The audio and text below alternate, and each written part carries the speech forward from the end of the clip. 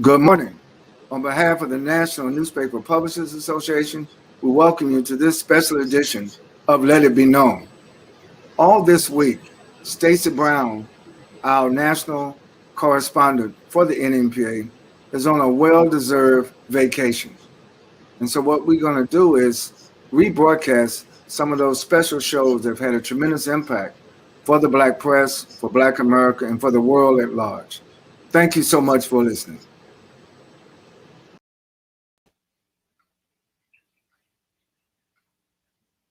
Has had it his way most of the fight. The only thing he hasn't been able to do is put his man away. I believe the punch that Leonard should be using more right now is the left hook on the side of that swollen eye. Well, he has Bond's hands down around his waist. Bond tries to fight back. Bonds is hurt now. Doubles up in the corner. Combinations down goes Bonds. Leonard hands over his head. That's the right lead, which Leonard specializes in, as Ali did for so many years. And Price against the ropes. Suddenly, feeling Leonard blows. Leonard with much better power than he's given credit for. Hitting him with combination upon combination. Andy Price in trouble. A first knockdown in the second round. From nowhere, Leonard opened up. And look at this. Horrible. Leonard staying right there. Measuring his spot, pounding to the body, and a right to the head. And Davey Pearl steps in, that's it. One strong right and backwind pinch. And now Leonard's opening up, and there it is. Surviving the punishment, but a tremendous round for the young Olympic fighter. Tremendous. There goes our fighter.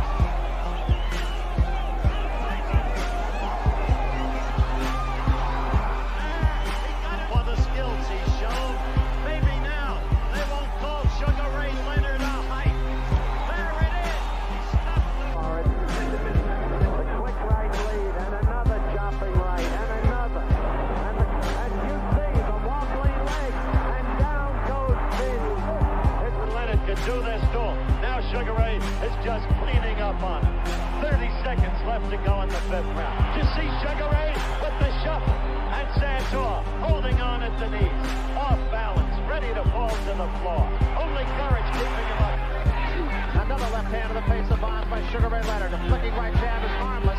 Back the other way. 3-4 punches to the face now of Larry Bonds. Right above us once more. A right hand and another right. A left hand and Bonds goes down. Finding a little range with the left jab now. And a right hand. Right hand staggers Tommy Hearns. Hearns in trouble again. Leonard all over him. Leonard pounding away with combinations inside. Hearns trying to grab him. Can't do it. Hearns driven into the ropes.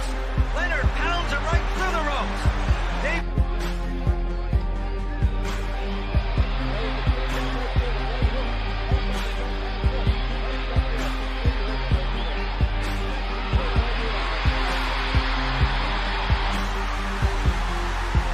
And they go down. He lost the southpace.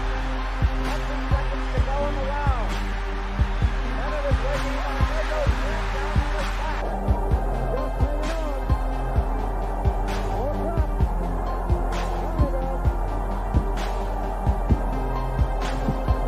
At 48 seconds to go. Leonard stationary. Come on with a chance here. A big chance. Plenty of time left in round 9. The ball is caught again by Leonard. Come on back, so he's hurt. Come on.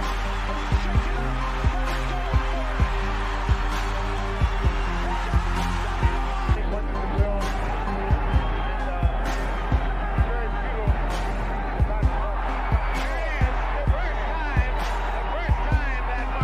Range punching by the champion in white. Oh, a right hand. Most fighters would have gone down. Flush on the chin of the challenger. Combinations. Oh, and so long. Timber. What a surgeon. There's a right hand lead, followed by a left hook, and that would just knock the head off of most. Motion. Here's the first knockdown.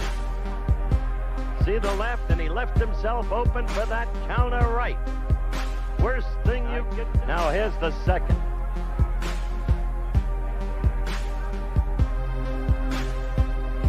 Just watch. The right lead. So well used, followed by the left, and that was it. That was it.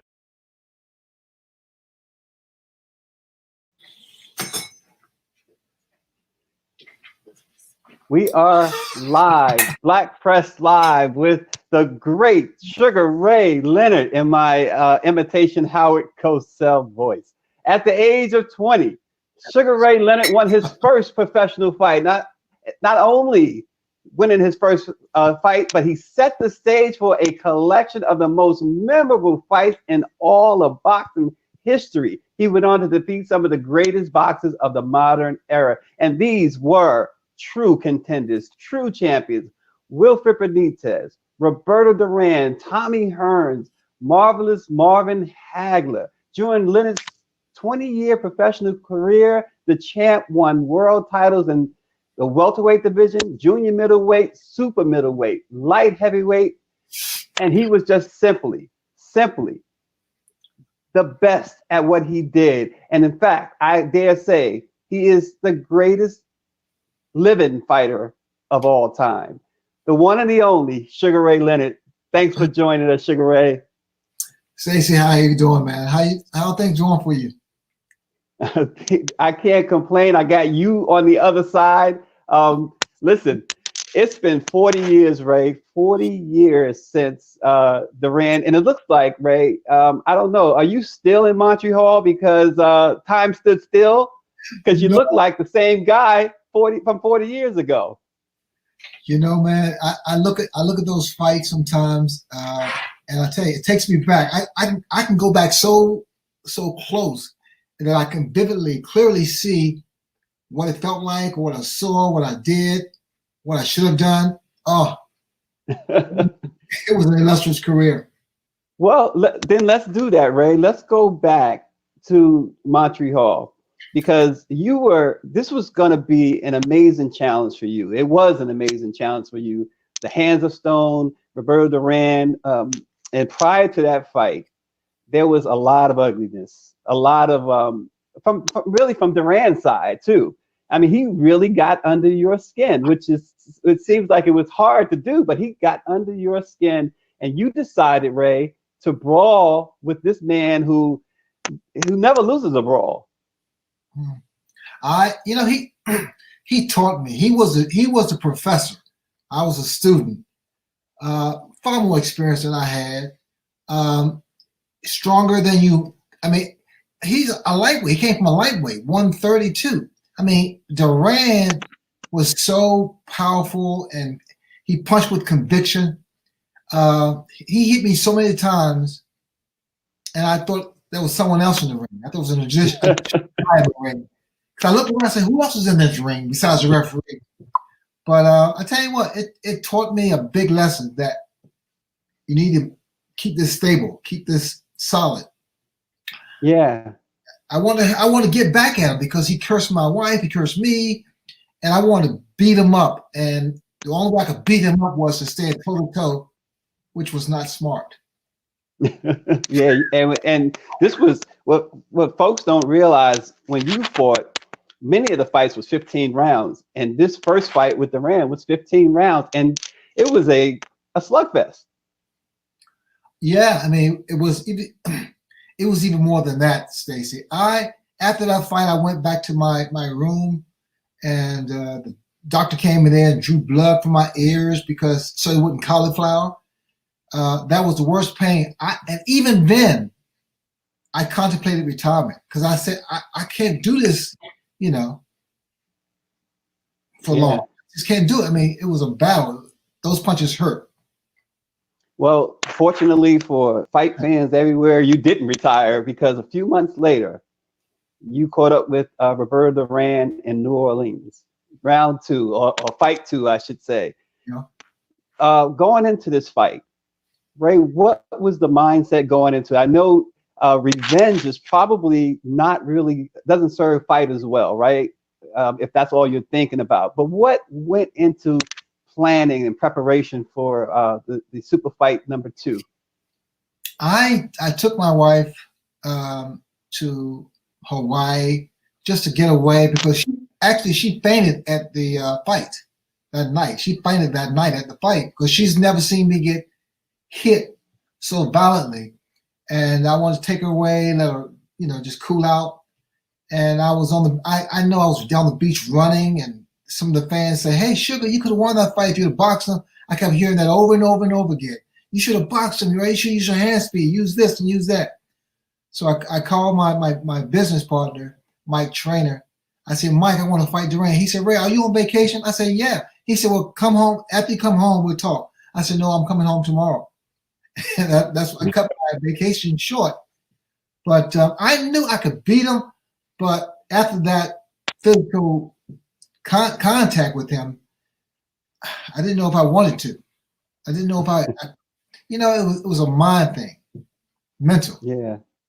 And so you step into that ring, and we all remember how the introductions went.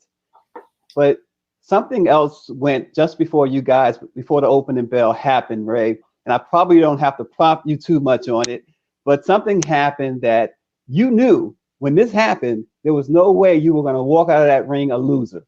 Can you explain what that was? Well, I was totally confident. I knew.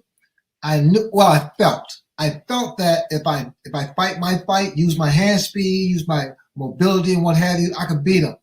But it's a whole different story once you're in that ring, in that first bell ring, and then it means you must go to work.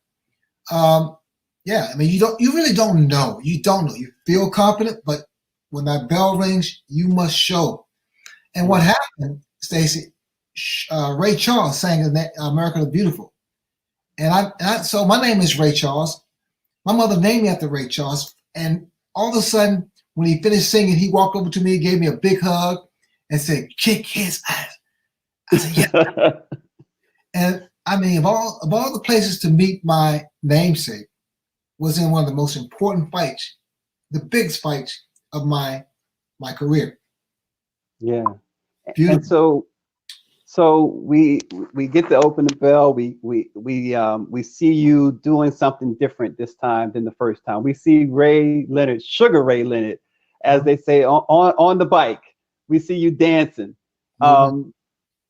Why the change? I mean, like you said, you felt like you could have beat him in the first fight, even fighting his fight. But why did you feel the need this time to dance around Duran, dance in that ring? It would have been much harder, and I couldn't beat Duran toe to toe like that. I mean, he had hand speed, he had incredible power, tenacity, and everything. So when I was in the ring and I was moving around, and then I did that, and then I took my chin out and it came back because I was feeling comfortable. And I heard people laughing. I heard some of the fans laughing. And I did it again. Then I did this here, pound with the other hand, and they laughed. And he just was, I think he was discombobulated. Because he was, it's like a bully. It's like a bully. Picture a bully in school. He pushes you around, then if you sock him, he's going to do one or two things. He's going to annihilate you or run away. And he did the other. Yeah, when you mentioned too, and we all can picture that. If you saw that fight, the time you stuck your chin out, you taunted him, you did the bolo. At what point were you confident enough to do that? At what point did you realize he's mine? It really was the first round. Because I was moving around, boxing, using the ring size, sticking my chin out, faking them, and using my hand speed, and I just felt in control. So I felt very dominant at that point, and each round I felt more and more confident and more prepared to take on what he did in Montreal to me. Yeah, we are talking with the great Sugar Ray Leonard. This is Black Press Live. We are so glad to have the champ with us. We are talking about the second Roberto Durán fight. Believe it or not, it's been 40 years. Ray, 40 years, Ray. So you, you probably got grandkids by now, right? I have kids, yeah, grandkids. But So was it the 6th round or the 8th round? Remind us when he decided he had had enough. 8th round. Mm-hmm. And we saw him do something that no fighter, and I'm sure you probably learned this when you was a small child before you even went into the ring the first time. You never turn your back on your opponent. But Duran threw his hands up and he was walking away. Well, I thought it was a trick. I thought that he was trying to lure me, get me closer to him. And because my brother Roger, he yelled, he said, Ray, he quit. And I looked and I said, well, and because what had happened, he did this. And what does this mean, Stacy? I mean, this I quit. It quit. And because there was, and I understand Duran that he didn't say no mas. I didn't hear him say no mas. But when you do that means you don't want it anymore. But whatever the case may be, it was a bizarre result, bizarre ending. It was a shock to the boxing world, fraternity, that he did that. Yeah. Roberto Durán was the answer. Yeah. And you know, you did a wonderful special. I want to say it was a 30 for 30 with ESPN. Yes. On that particular fight, and you addressed that. You met with Duran because you really wanted to know why he stopped fighting. Yeah. Why was that so important to you, Ray? You clearly humiliated. You clearly beat this man, but why was that so important to you to get that answer from him? Well, because people were saying, "Well, Duran quit. He this, he no mas, he this and this," and I understand what he had to deal with his fans, with boxing critics and what have you. I mean, Roberto Durán was machismo. He was the best. He was tough as nails, and for him to be looked upon as being a quitter, I really felt for him, and that's why I say, in all due respect, he said that he had cramps. Hey, I accept that. He had cramps. I take that. And that's what I said in Panama for 30 for 30. And I didn't want to go to Panama because I thought the people wouldn't like me there. It was just the opposite. It was the fans there were just the opposite.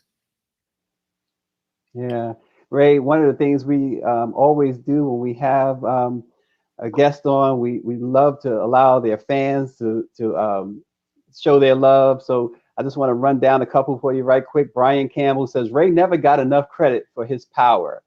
Annette Phillips logs in and says, hello, with Michelle. Good evening, everyone. Annette Phillips, David Youngblood, Kevin Zini, Steve Martin says, you are his idol. Geraldine Bridgeport, hello, Mr. Leonard. And Emilio Santana, Leonard versus Hearns was the most anticipated fight I ever wanted to see till this day, the showdown. And Emilio, that's where we going now, because, you know, 1981, September 1981 in Las Vegas, the showdown at Caesar's Palace. Who will ever forget? And Ray, 12th round, I'm going to jump around a little bit here and go to the end of the 12th round. And one of the most iconic things ever said in the ring, or in the corner anyway, was by the great Angelo Dundee. And he admonished you, Ray, that you were blowing it. How does a fighter in a championship, this was a unification bout too, in a championship bout, how do you take that when your trainer, your corner man is saying, hey, you're blowing this? You know what, Stacey, I'm glad you asked that question. It was the perfect soundbite. He said, you're blowing it, son, you're blowing it. And I'm telling you, I was exhausted. I mean, it was so hot in that ring. I threw punches and I was arm weary. But when he said that, it was like, you're blowing it, son, you're blowing it. And I just felt that electricity that he was putting out.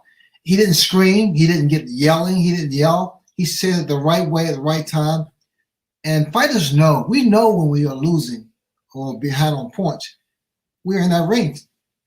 And when he said that, I went out there, I collected myself, and I went back out there, and then I caught Tommy with the right hand, and then that was all downhill from there. But you're blowing this. I mean, I can hear that now. That you Well, you said you caught him with the right hand, Ray. If history serves us right, if memory serves me right, you hit Tommy Hearns with probably 100 punches in about 5 seconds. It was it was unbelievable. You talk about a response. You went out in the 13th round and you absolutely destroyed this man who had really given you fits throughout the night. What other than, was it really Angelo Dundee's inspiration? What was happening in that 13th round? I just need that little encouragement, that little boost to let me know that what's happening, I'm seeing this. Because again, Stacy, fighters, especially veterans, we know when we're losing. We know that. We feel that. We sense that. And I knew it was close, but I also figured that he had the edge because Tommy was outboxing me at one point, and he was the aggressor at one point. It wasn't until I made a conviction of saying I'm going to fight. I'm going inside. I'm going inside and take him out, and that's what happened. I became a little more dominant. Yeah, and earlier in that fight, 6th round, something else as a fan of yours, really, I remember so well because the first 5 rounds of that fight, even I was doubting you, and then 6th round, you found, like all great fighters do, you found a weakness. Yeah. Can you tell everyone, remind everyone what that weakness is that you found and you exploited? Because we kept hearing your corner afterwards yell out to you to go after it. It wasn't Tommy. It wasn't the fact that he had a weakness, because Tommy. I mean, he's a freak of nature with his height and reach. And 147, his power, knockout power in both hands. Tommy has the best, one of the biggest hearts. So Tommy had a whole package. I just had to use what I had, and I had speed, and I had power. And when I caught him with the left hook, and I said, well, now it's my turn. But I tell you, it was back and forth. It was like back and forth, back and forth. I was so exhausted. I've never been so exhausted in a fight like that. And and after the fight, I went back to my room, man, and I stayed and I just slept all night and all morning. I was exhausted. It took everything out of me to beat a guy like Tommy Hearns. Yeah. I mean, he was at that level. Yeah, and you hit him with a body shot that, from that point, that 6th round, he dropped his I believe it was his left hand or one of his hands anyway. He dropped it, and you had him ready to go a couple of times between the 6th and the 9th round, and I kept hearing your corner, body Ray, body Ray. Yeah. They wanted you to attack that weakness, that body, and you, as you articulated already, by the 12th round, you had gotten a bit winded, a little tired. Yes, exactly. I was exhausted. I mean, that's when you call upon that interior intestinal fortitude. That's when you call upon that little thing that allow that person to lift the car of his trapped child. It's that heart. Yeah. I recall Muhammad Ali before that fight.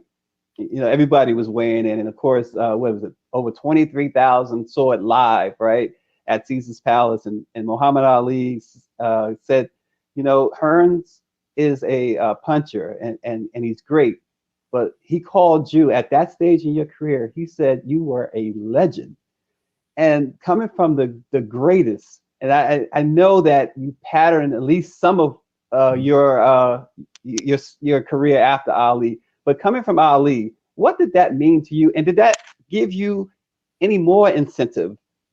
Incentive? I mean, that's an understatement. I mean, Muhammad Ali was my idol. He was my friend. And I recall so clearly when I walked into the ring that night. I'm walking around the ring, and I'm gazing out into the audience. And I said, all right, so now I got to fight Tommy Hearns. I said, who in this arena can beat Tommy Hearns? And I looked down, and who did I see? I saw Muhammad Ali. So if you go back and watch the first round of the fight, you'll see that I'm moving like Muhammad Ali, because Ali was about this and heart. Yeah. And Ray, a few months after the Tommy Hearns fight, I remember opening up a newspaper, and the front page of the sports section, Ray Leonard is retiring from boxing. Shocked everyone. And then we read the story, and we learned that you had a detached retina. Can you go back there for a moment? It must have been really scary. And how are you doing now? How's that? Has that affected you at all later in life? Well, I retired in I retired many times, and 1982. But Dr. Ron Michaels, he's my ophthalmologist. He said, he did the surgery. He said, Ray, you know what? If you want to fight again, you can fight again, because now with technology, your left eye is just as strong as your right eye. But people really were concerned about me. I mean, the fans and my family members, they didn't want me to take that chance of possibly going blind. I mean, could that have happened? I mean, who knows? Who knows? But the chances were, from what my doctor said, that my left eye would be just as strong as my right eye. Knock on wood, I have had no problems whatsoever. I get checked up every year or so. But, you know, I didn't know what the hell a detached retina was anyway, by the way. I didn't know, you know. But looking back in retrospect, I mean, that's who I was. I mean, I wanted to fight. I was in my 20s. I was in the prime of my career, and I wanted to fight those guys like Hagler and the other great fighters, champions. And it wasn't about the money at that point. It was about my legacy of being a fighter, being a champion. Yeah. And so you leave the sport for a little while, but you never really left. Your heart never left it, that's for sure. But speaking of that heart, Ray, can it get you in trouble sometimes? Because you picked quite a fight with quite. You mentioned a bully. I don't want to call Marvin Hagler a bully, but the biggest guy on the block. You decide, you know what? I'm going to take him on. What was in that process? I know that you had watched him and Tommy Hearns give perhaps the greatest 3 rounds in boxing history. And did you see something there? Because that seems like it would have frightened many people to say, you know what, there's no way I'm touching this guy. But that, you know, Stacy, that's what happened. I was doing commentary for HBO, and I'm sitting there and I'm watching this fight, and it was the most violent 3 rounds I've ever seen. And I said, well, no, I'm not going back. I'm not coming back. No, no, I'm not coming back. And then his second fight, Hagler's second fight, following fight, and John the Beast Mugabe was his name. And this guy's a slugger, big puncher, but just a slugger. And he was outboxing Hagler during that second fight. And I said, I can beat this guy. I can beat Hagler. And that's what happened. That's what drew me to say I'm gonna fight again. And I called my partner, my business partner, Mike Train. I said, Mike, I'm on to fight Hagler. He said, Ray, have you been drinking? I said, yeah, but that doesn't. I had a couple beers, whatever. And when I told my brothers, and that they couldn't believe I was going to fight Hagler, or he even thought about it. Stacy even thought about fighting Hagler. He said, Ray, who's your tune-up? I said, no one. He said, no, who's your tune-up? I said, Hagler. He said, no, who's your tune-up? I said, Hagler's my tune-up. Because with me, I fought this guy named Kevin Howard prior to fighting Hagler, and he knocked me down. And he wasn't considered a great fighter, Kevin Howard, but he got in shape for that fight. And people thought, even back then, I was going on the wrong side of the street, because I was doing cocaine, I was drinking heavily. Because to be honest with you, Stacy, I will say I was not myself anymore. I wanted to fight, man. I wanted to fight, and the only thing that calmed me down was alcohol and drugs. That was another reason, and one of the main reasons why my friends and my business partners and everyone didn't want me to come back, because they know the other side of me. Right. And so you take this fight, and everybody, there was not a soul. And if someone tells you different, they're not being honest, right? But not a soul in boxing thought you, not only were you going to lose, but there was fears for your life. All right, but so, you walked into that ring. Tell me what you thought. Well, to be perfectly honest with you, I was only hoping that you did make it out alive. So everyone did. And by the way, when I was training, because I trained for like a year, almost a year and a half for that fight, and I got hit by a sparring partner and almost knocked out 5 days before the fight in Vegas, and driving back home driving back to my hotel. No one said a word because they all thought I was getting knocked out. And because I was gonna fight him toe to toe, which would be. I mean, I have memories. I have memories I can recount. I can make them come back to life. I can smell Roberto Duran's breath. That's how close he was to me. Mm-hmm. Yeah, it's amazing, man. I know you don't want to do too much of that, though, right, Ray?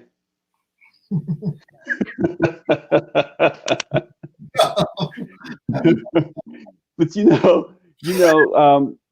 you said thinking about going toe to toe with Marvin Hagler, and I have to say, I was a Hagler fan too. I just was a bigger Sugar Ray fan, just everyone to know. But the 9th round, and I don't want to really skip over this fight, but the other rounds, but the 9th round in my book is when you really clinched that fight.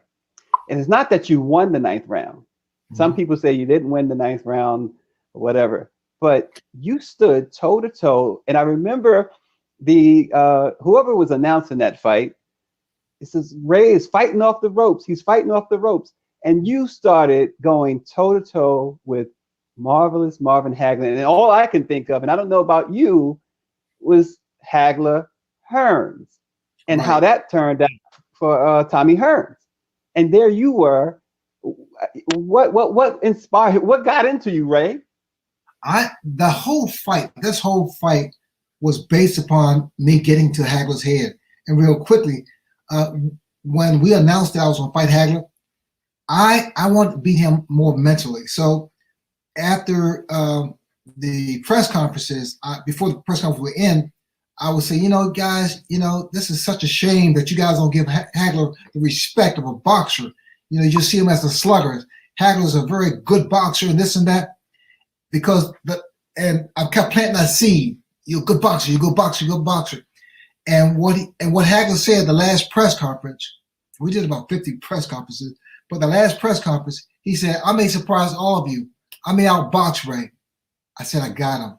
And if you go back and watch the fight, the first round, Hagler came out, Hagler southpaw, which leads with right, but he came out this way. And he's ambidextrous, but he came out left-handed, which gave me a chance to settle down because all of a sudden, I punch, I said, it still works. And all of a sudden, I was in control. Yeah.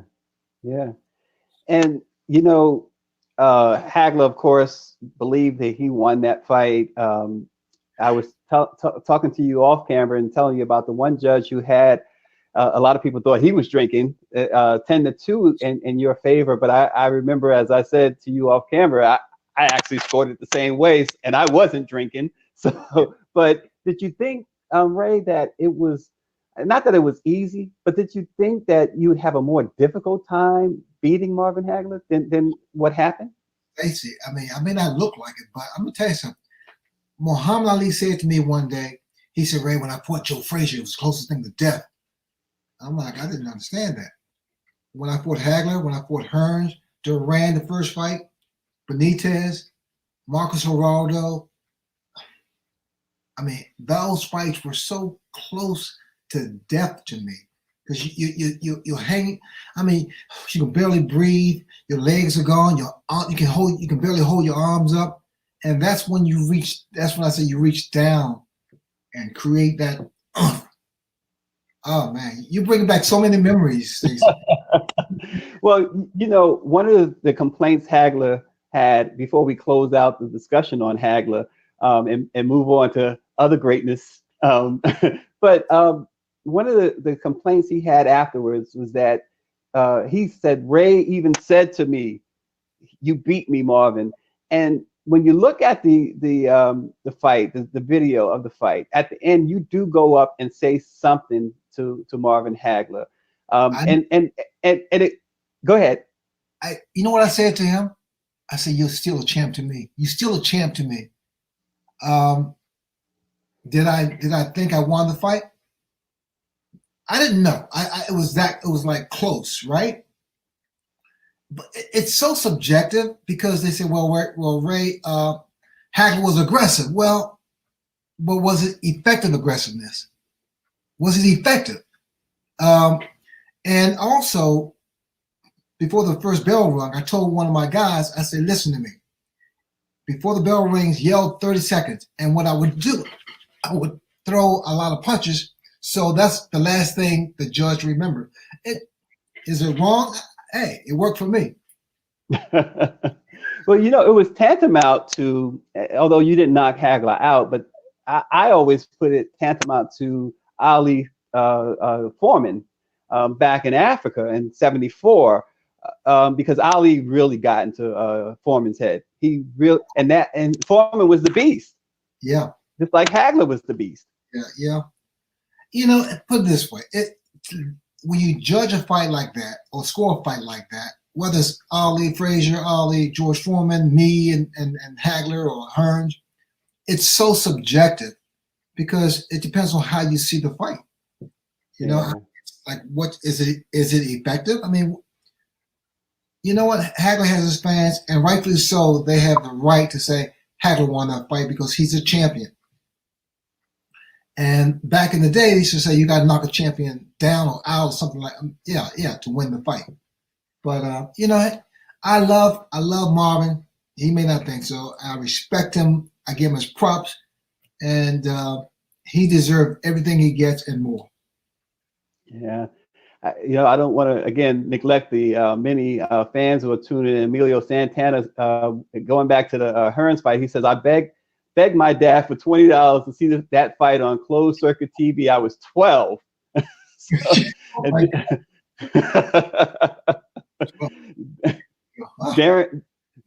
Darren Brown says it was a left hook to the body that did it. Talking about again that 6th round with Tommy Hearns and Mary Welton. Sugar works out every day, she says. I guess it shows, Ray. Oh, Ray, I was in Madison Square Garden the night that I told everybody, I said, you know, if you ever watch the movie Rocky, and when at the end of Rocky 1, and he grabs the microphone and calls for Adrian or whatever, I said, Ray Leonard, Sugar Ray had his Adrian moment. He was fighting Terry Norris, and it went the distance. I can't he hear. Lost the fight, and at the I'm sorry. That's like, yeah. See, this is the only loss that I'm bringing up. It's okay, Stacy. Because I was there, and you grabbed that microphone in Madison Square Garden at the end, and you really gave Terry Norris his props, and I felt so bad because I was with a friend and we paid to see you win. So this was what, 91, I believe, 92. It was too long. Terry Norris was an incredible fighter, champion. And I knew I was in trouble because when the bell rung, he threw a jab and pow, I was like, I said, what the hell? And he just beat me up. He was stronger, he was younger, he was more just anxious, and he did a good job. Yeah. Well, okay, I'll tell you one more loss, and then we'll we'll get back to something else. But the other loss that disappointed me greatly, Ray, and this was, you would probably acknowledge that this was way after Father Time, right? This was Hector Camacho. Macho, yes. And that was one fight that I said, man, if you was going to lose any fight, don't let it be that one. What happened, Ray? You just didn't have no legs at all. I had no legs. Without making any excuses. I mean, I pulled my calf or something, but I don't make excuses. I win or I lose. And Camacho, and I love Hector, man, and we were friends. I mean, he didn't treat me like a friend, but yeah, he just was dominant. He totally dominated me. Yeah. I trained hard though. I trained for that fight. I trained extremely hard for that fight. Just it was one of those nights. Well, you know, would you agree that you was just past your prime? It's hard for me to say that. Oh, please say yes. Don't make it worse for me, Ray. I was. You know what? And I considered going back and fighting just a nobody, and so I would not leave the ring being knocked out. But you know what? I had so much love and support from my family and friends and fans that I said to myself, you know what? I'm okay. I'm okay. You know, and that's when you show a little bit of humility. I mean, I've been through some big wars, big fights. It was time. It was time. I was pushing the envelope. Yeah, yeah. And speaking of Father Time and pushing the envelope, there's growing expectation that Mike Tyson will fight again. You, of course, had a front row seat to his great years and not so great times that Mike Tyson had in that ring. He's well past what you and Ali also spoke of Father Time. Given that he has to make his own decision and it looks like he will fight, what advice would you offer him if he asks you? Let me tell you something. Mike doesn't need any advice. I mean, he knows fully well. He's been a pro for a long time and he's been dominant. He knows exactly what he has left. Because no one could tell me what made sense. I mean, what I saw, it's like me coming back for Hagler. I came back because I felt I could win. And I believed I could win. Mike Tyson feels the same way. He feels the same way. He doesn't need advice. Yeah, yeah. And like Ali, Tyson, he had a couple of years taken off of his career. I mean, Ali's situation was the draft, and Mike Tyson's situation was that he was in prison. And so we often wonder, taking off that time, Ray, Ali and Tyson, it must have had a great effect, especially for a boxer. Inactivity for any fighter is poison. I mean, I took off from my eye injury, for 4 years, 5 years. Yeah, it's a killer, inactivity. But we all have that one last fight in us. We all possess that one last fight. And whether it's against a top-notch fighter or just a regular guy or whatever the case may be, we all possess that one last fight that we shine. And you know, that moment shined for me against Hagler, and then I kept pushing the envelope, trying to go against Marcus Geraldo, this guy, that guy, Donnie Lalonde. I kept pushing the envelope because I want to win. I want to do it. Yeah. But you know what? Again, do I have any regrets about my career? Not at all, because I am the man I am today because of what I've been through. Yeah, one of the fans are asking, and I saw it pop up. I forget who asked the question, so forgive me. But why did you never fight Aaron Pryor, the Hawk? That's a question that's been asked for years. I would have thought. I mean, I don't know. I don't know why it didn't happen. I swear, I don't know why it didn't happen, because I never turned anyone down. I mean, there's been reports, there's been things that said, well, Ray didn't want to fight him, or they want to fight guys. If I fought Hearns and Hagler and Duran and this, that, I wasn't afraid to fight anyone. It just never came to fruition. Yeah. And, you know, sports, Ray, whether it's basketball, baseball, football, boxing has been the great healer. Anytime, especially in America, anytime that there's been some sort of, we've been in a pandemic, as you and I talked about earlier, prior to going on the air here, quarantine, right? And then of course there's been these protests and uprisings and things of that nature. How important do you see someone getting back into the ring, or the NBA starting up again, or Major League Baseball? You know, sports, man, it's like boxing. You know, boxing is really indeed a poor man's sport. Boxing saved my life. Boxing gave me the opportunity to provide for my mother and my parents, I should say, help my siblings out, help my friends out, and do good for the community. You know, again, I'm redundant with this, but I'm a blessed man. But the sports is sports that we're talking now, Stacy, all these years later. We're talking.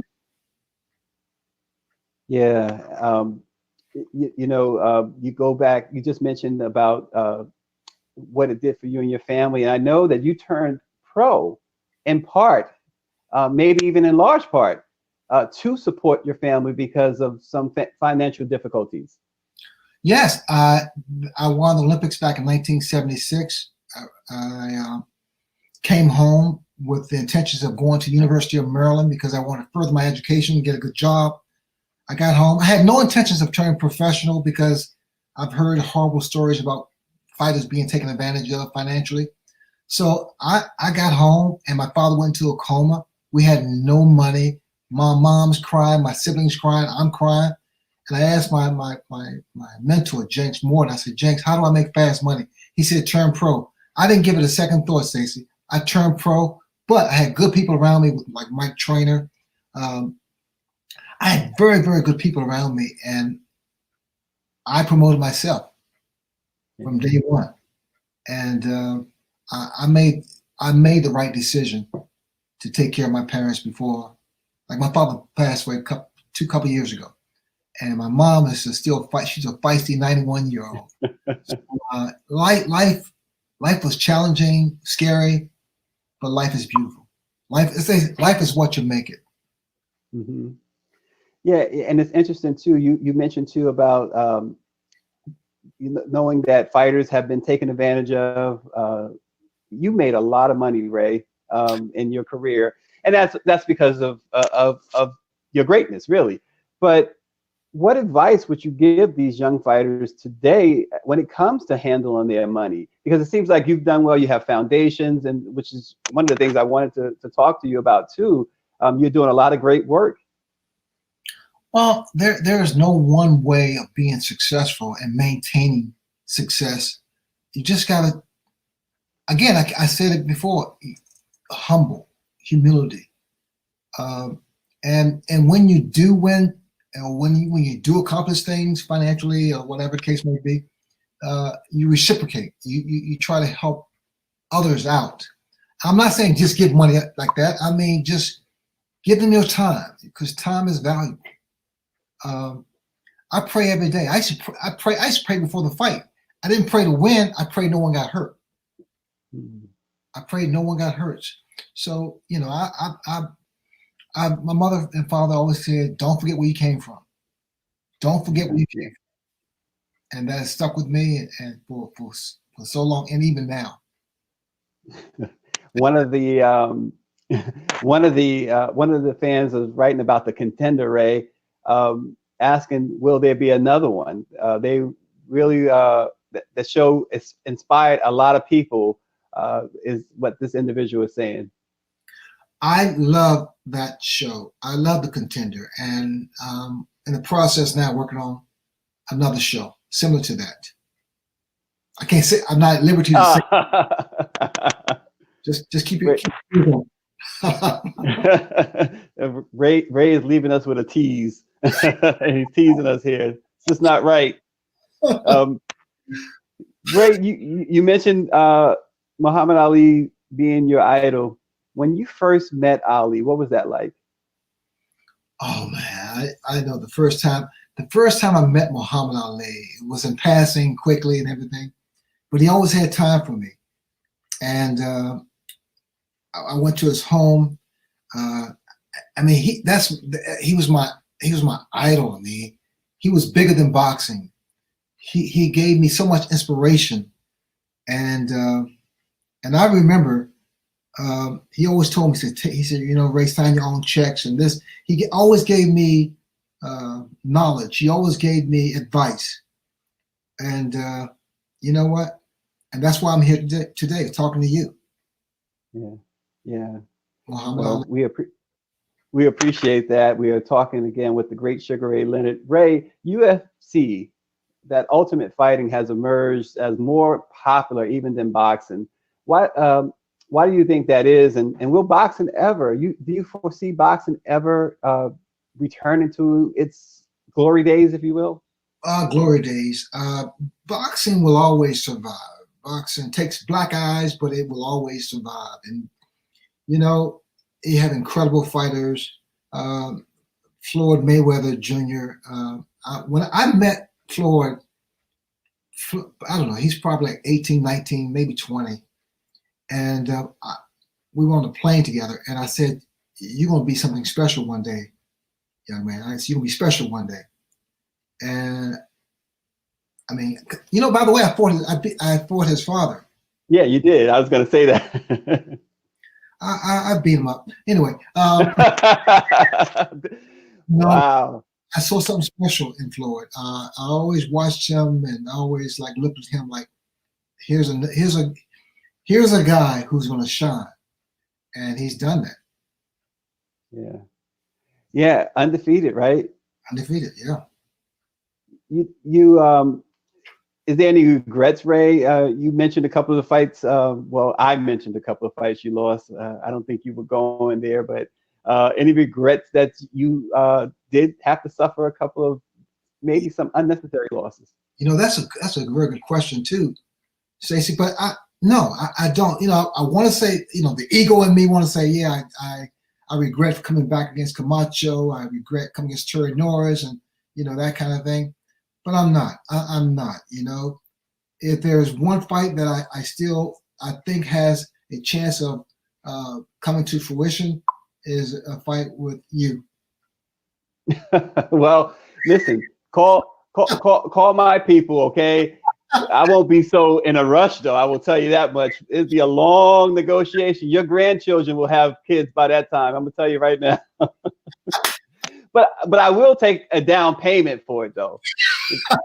Yeah. We'll get Don King or somebody on that. We do it ourselves. Yeah. Well, yeah. Ray, what projects are you working on now, other than the one you can't tell us about? And tell us a little bit about. I know you do a lot of charity work. Can you talk a little bit about that in our closing moments?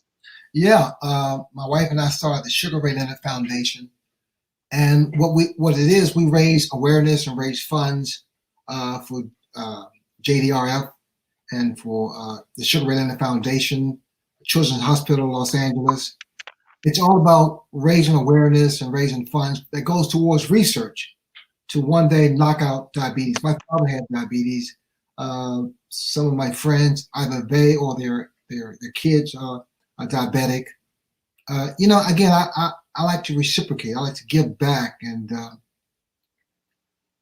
using my name to some degree or contacts or whatever, I just feel so honored and responsible to give back. Yeah. And someone just asked your thoughts on Tyson Fury. Is that on Tyson Fury? Tyson Fury is he's a monster here. I mean, there's a lot of fighters and fights out there that they're going to shine. It's going to be a spectacle. It's going to be huge. I mean, who is? Go ahead. I'm sorry, Ray. Who is Sugar Ray Leonard today? You know, it's so funny, and it gets to me sometimes because I am nothing like I was in the ring. Like I'm non-confrontational. I'm shy, but I'm sociable. If that makes any sense. You know, I smile, but I just don't let the smile fool you because I can still throw down, but not in the ring. I don't want to do that because I won't get paid. I just feel so blessed. I feel so blessed of where I am, and time goes by so quick. I know that's why time is so valuable now, because I remember when I was 40 years old, my wife threw a big party for me, and that now I'm 64 years old. I turned 64 May 17th. It's like wow. It's like now every month, a month is like a week, a year is like a month. It's so amazing. But then again, doesn't bother me whatsoever. I do the same things I used to do. Maybe not as fast, but I do the same. I play a lot of tennis. I try to maintain. I try to stimulate my body, my mind. Life is good. I want our kids to be as profitable and as knowledgeable and with humility, and have the kids give back. I mean, life is good. Life is what you make it. Yeah. Ray, what would that gate be like, you and I? It would be huge. I mean, I think that it'd be on Zoom.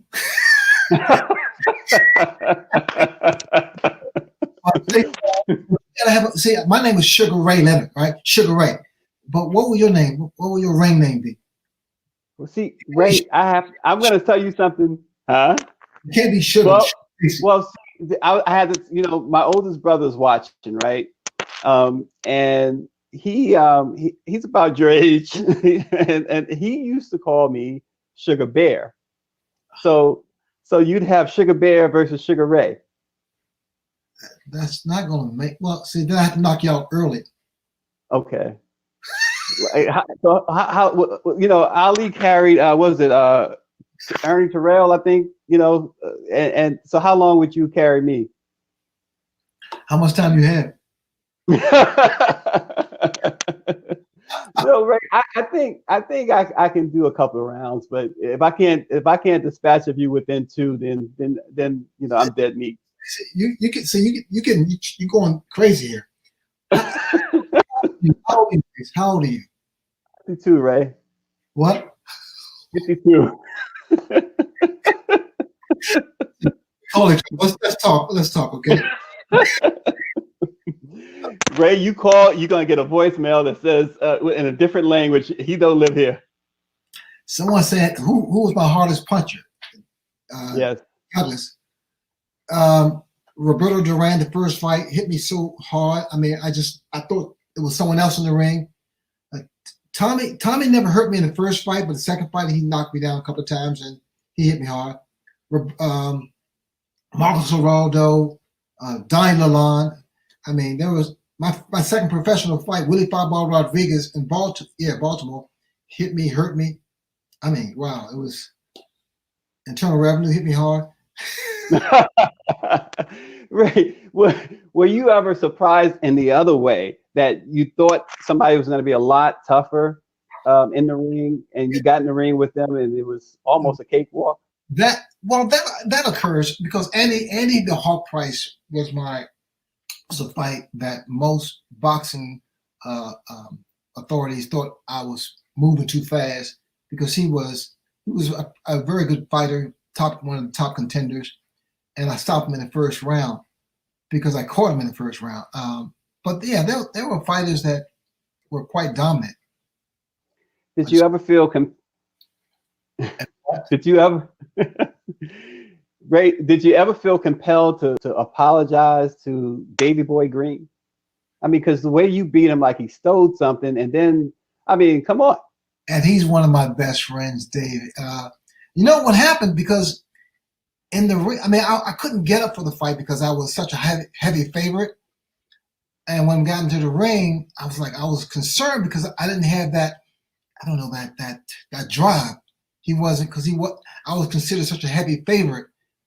But what happened in that ring, just before the bell rung, he growled at me. Oh, and it made me mad. So it was just enough anger that made me, I call it tunnel vision, focus.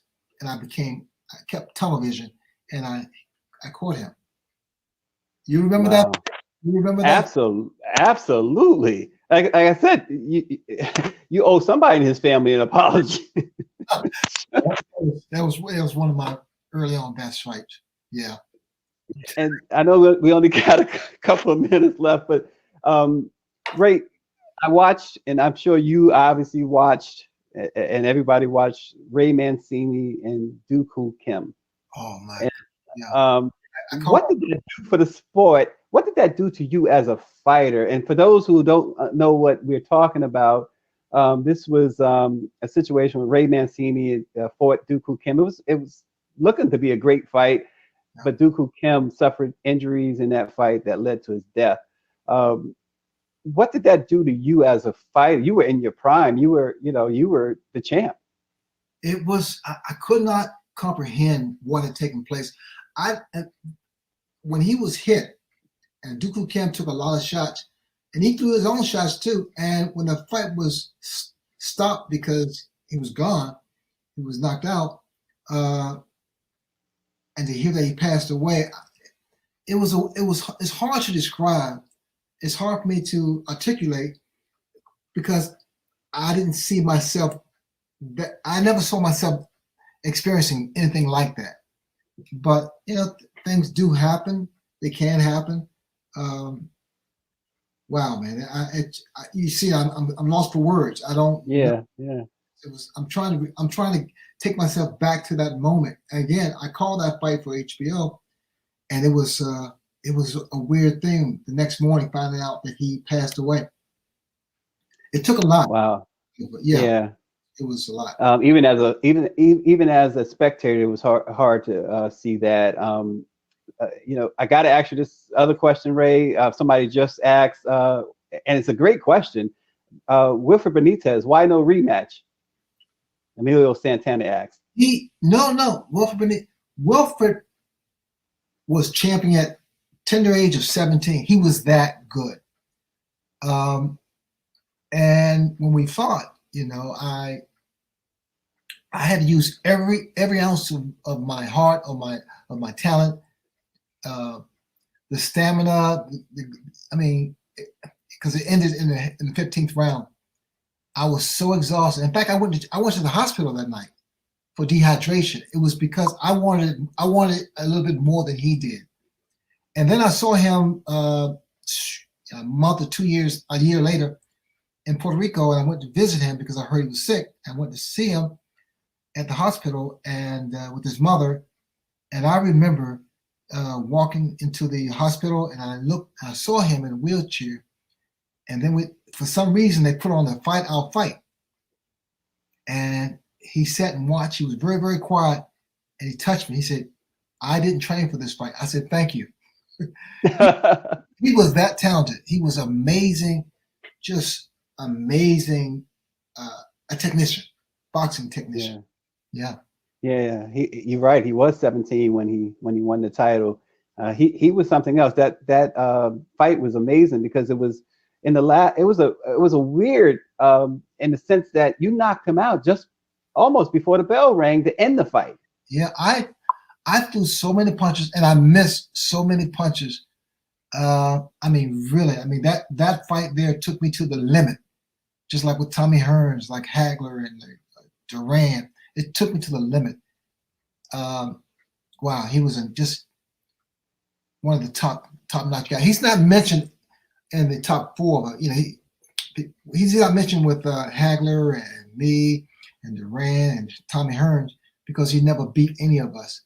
But he was a chess player. Yeah, he was like a chess player. Yeah, he certainly was great. And Ray, we have taken you to the limit too. Thank you so much, champ, for joining us, spending even a little bit more than an hour. We went over time, but you know what? You're the champ. You're always the champ. We appreciate you. The great Sugar Ray Leonard, thanks for joining us. You are watching Black Press Live. We will see you next week. Stay safe and stay well. All right. Don't forget. Oh, absolutely. Thank you.